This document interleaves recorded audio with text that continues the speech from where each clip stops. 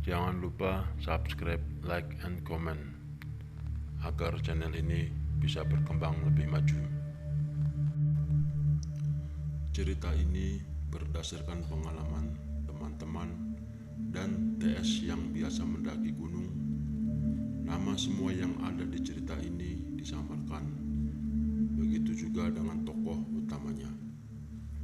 Walau cerita ini akan ditambahkan bumbu-bumbu penyedap biar lebih seru, tapi base cerita ini adalah kejadian nyata. Walau hanya kerangka ceritanya saja. Anggap saja cerita ini fiktif, mau percaya atau tidak, yang jelas kehidupan tak kasat mata itu memang nyata.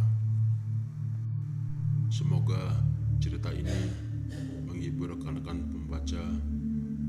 Untuk yang tidak suka dengan cerita mistis, lebih baik jangan diteruskan, ditakutkan kecanduan.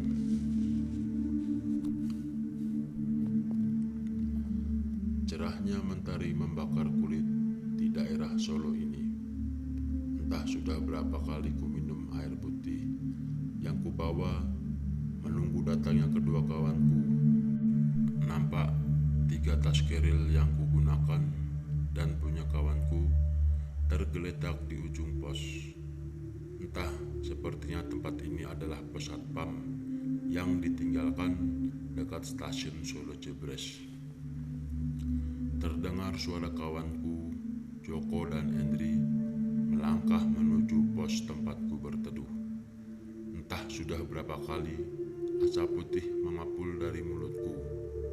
Waktu yang terasa lambat menunggu kawanku membeli logistik di sekitar pasar agar pendakian ke Lawu tidak menjadi teror di kala perut lapar. Lama amat, ujarku. Joko dan Endri memesan mesem persis kayak Petruk dan Gareng lagi nyari bau kentutnya Semar. Ah elah Don, lihat di bawaan lumayan banyak, ujar Joko sambil menenteng beberapa belanjaan logistik yang sudah dibeli. Tahu lu Don, lu mah enak cuman bengong sambil ngebel jagain tas doang. Hendri pun tak kalah sengit membela Joko. Aku pun tersenyum kepada mereka. Jancuk, malah marah-marah. Ya aku lah yang salah, puas deh lo. Mereka pun tertawa secara bersamaan. Tak banyak yang diceritakan di daerah Solo Jebres ini, namun perjalanan masih panjang. Joko pun menelepon seseorang untuk menjemput kami, karena yang lebih paham daerah ini dan Lawu adalah Joko. Jadi aku dan Endri tinggal duduk manis menunggu perintah selanjutnya dari pimpinan pendakian kali ini. Waduh, kita harus menunggu setengah jam lagi. Yowes, kalian istirahat dulu dah, cari tempat ngopi yuk, ujar Joko. Kami berdua pun mengangguk. Rasanya menunggu sambil ngopi dan makan gorengan lebih nikmat dibandingkan harus menunggu di tempat yang mulai panas ini. Kami pun berjalan hingga terlihat warung kopi di pinggir jalan. Barang bawaan pun ditumpuk jadi satu. Logistik pun sudah dibagi masuk ke dalam keril masing-masing. Kami pun memesan mie rebus, lumayan untuk ganjalan perut yang sudah mulai teriak lapar. Sembari memakan mie yang sudah terhidang, rasanya air putih di depanku tak sanggup menahan rasa dan daga yang sedang kuderita. Bude, aku es teh manis satu, ujarku, lalu disambut dengan ucapan kedua temanku. Aku es jeruk bude, aku kopi bude. Pemilik kedai yang sudah berumur setengah baya itu pun mengangguk. Ia pun mulai membuat pesanan minuman dengan terampil. Mie rebus punyaku pun habis lebih dulu, sedangkan kedua temanku masih asik mengunyah mie yang menjadi idola para pemuda yang sering ngekos. Sedang asik bersenda gurau, datanglah seorang laki-laki paruh baya di samping kedai kopi itu.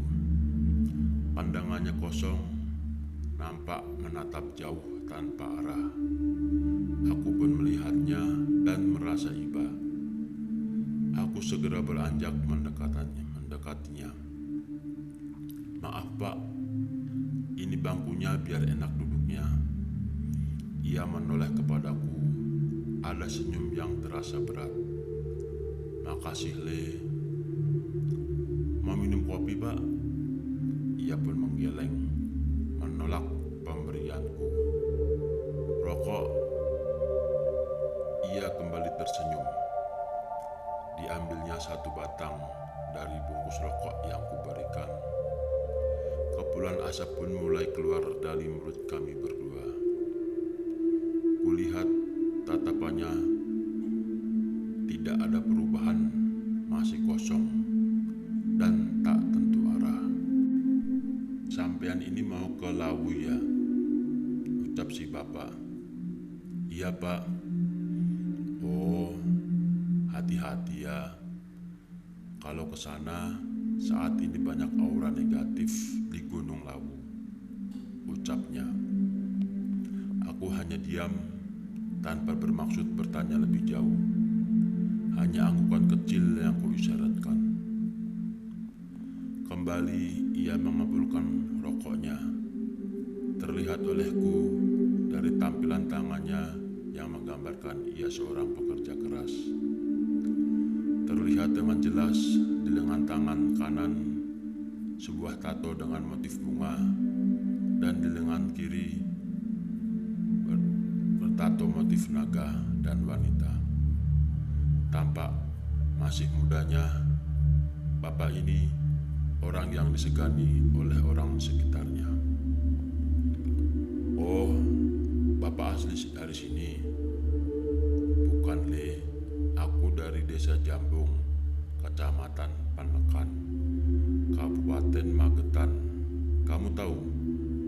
Tidak Pak, aku gak ngerti daerah ini. Asalku dari Jakarta. Oh, terima kasih Le, rokokmu, ucapnya dengan nada berat.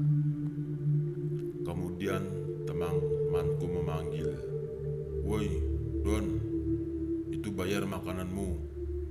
Masa lo gue traktir terus? Bisa bangkrut aku." Joko berteriak. Iya, bentar ya Pak. Aku pun segera membayar makanan yang sudah kupesan. Ini Bude.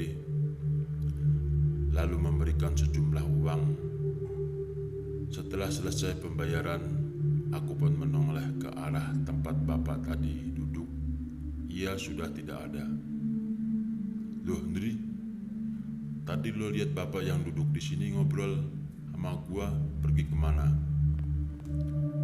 Bapak, ngaco lo. Dari tadi lo juga bengong rokok sendiri. Dipanggil juga diem aja. Makanya si Joko tadi berteriak memanggil. Ah, yang bener. Tadi aku ngasih. Ucapanku terhenti. Kulihat sebatang rokok yang masih utuh di bangku tempat si bapak itu duduk. Alah, udah ah, ngelindurnya, yuk berangkat. Tuh mobil kawanku sudah sampai di seberang. Joko mengambil kerilnya.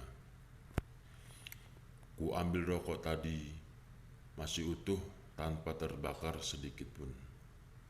Bulu kuduku berdiri, seakan ada yang janggal. Aku pun berdoa, semoga saja itu hanya halusinasiku karena beban stres yang menggelayuti kepalaku. Atau apakah benar dia hantu? Bersambung. Nantikan episode selanjutnya. Terima kasih.